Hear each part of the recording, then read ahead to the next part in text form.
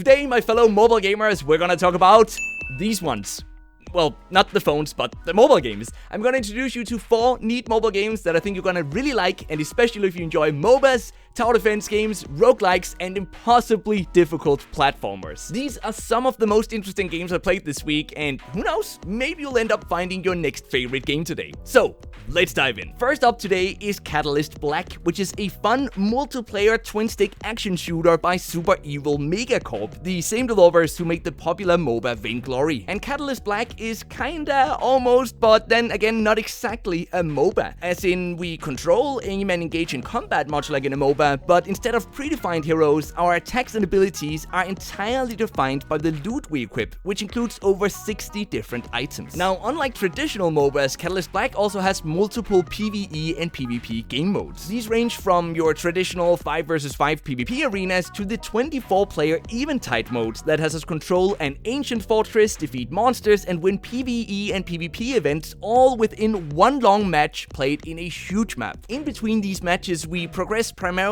through a free and paid battle pass, which includes new gear or duplicates used to level up existing items. And the game then monetizes through loot boxes and a cash shop that gives paying players a pay-to-progress fast advantage. Now, you can still easily enjoy the game as a free player, but this monetization is its biggest downside. You need to be online to play the game, it takes up 1.8 GB of space, and it does a great job at creating an experience that is easy to jump into for some quick action-packed fun. And its gameplay is actually quite unique as well, but the question I have in my mind is whether or not it will convince the MOBA and shooter fans to jump over to this game that kinda mixes the two. Time will tell, but let me know your guess in the comment section. Okay, and now for, well, it's one of the strangest games I've played recently. It's called Mazebert, and it's a unique tower defense game with, and hold on now, an RPG theme, roguelike progression, and slight CCG and deck building elements. So what does that actually mean then? Well, we do place towers like in a normal tower defense game, but instead of a set of levels to complete, the initial objective in Mazebert is to survive 200 waves and then gradually grow stronger in between deaths in true roguelike style. And now we kinda get into the RPG and deck building elements of this game because all our towers and items are represented as cards that drop from the monsters we kill. We can equip these item cards to increase the stats of our towers, and they even also automatically transfer if we replace one tower with another tower on the playing field. And the most crazy thing is that the game features over 190 of these fun towers that all have different stats and behaviors, and unlocking them and discovering all the synergies is a big part of what makes the game fun in my opinion. But it is a roguelike, so when you die, which you definitely will at some point, you get to purchase permanent stat boosts, pick a map and difficulty, and then select the hero we want to use for the next run, which can either be completed solo or with up to 4 players in co-op. Mazebert monetizes through a $2.99 in-app purchase to support the developer, which, by the way, adds no important gameplay benefits. The game can be played offline, it only takes up 36 MB of space, and it is easily one of the most unique games I've ever played on mobile, and it's perfect if you're looking for a tower defense game to just dive hundreds of hours into. Now, next up is a game that might just want to make you throw your phone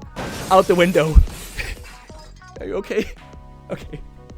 So don't say I didn't warn you about this one. Its name is The Impossible Game 2, and it's an awesome one-button arcade rhythm-based platformer with lots of extremely challenging single-player levels and 60-player real-time last-man-standing multiplayer. So we control a small square character that automatically moves to the right, while our job is to avoid the many spikes and obstacles by tapping the screen to jump to the beat of the music. The gameplay sounds easy, but the levels are very difficult. Thankfully, there are checkpoints spread throughout each level, so we don't have to start all over when we die, but trust me, you will die a lot in this game. Now, it also features a level editor, so we can create our own levels, but what truly sets it apart is the 60-player Battle Royale mode, where we compete against other players in real time to get as far as possible into a level. I found this fast-paced gameplay to be fun, highly immersive, and also kinda strangely addictive. I mean, nothing really beats the feeling of finally completing a super hardcore level in this game. But that doesn't mean the game is without flaws though. I mean, for some reason there's no way to browse user-created levels, which I just mean,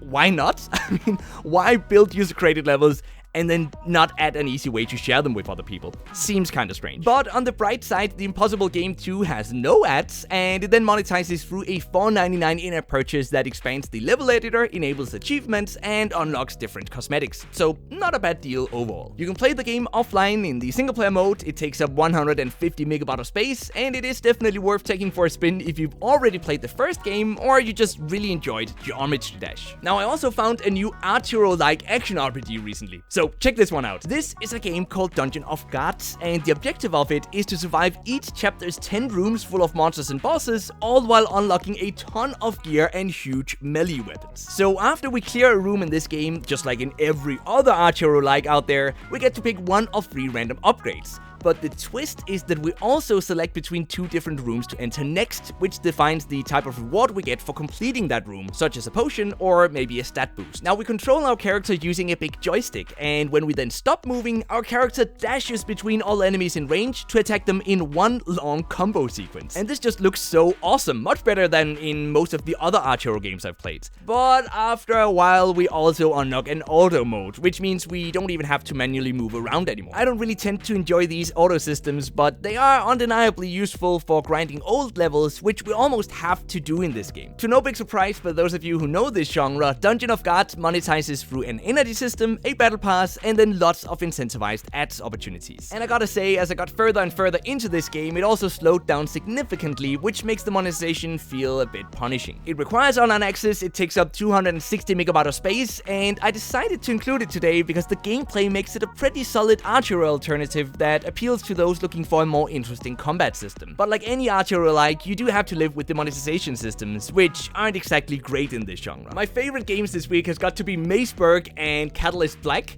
but let me know what you think, and also share any games you think I should check out in the next episode in the comment section down below. And then, till next time, just keep gaming, stay awesome, and I'll see you guys around.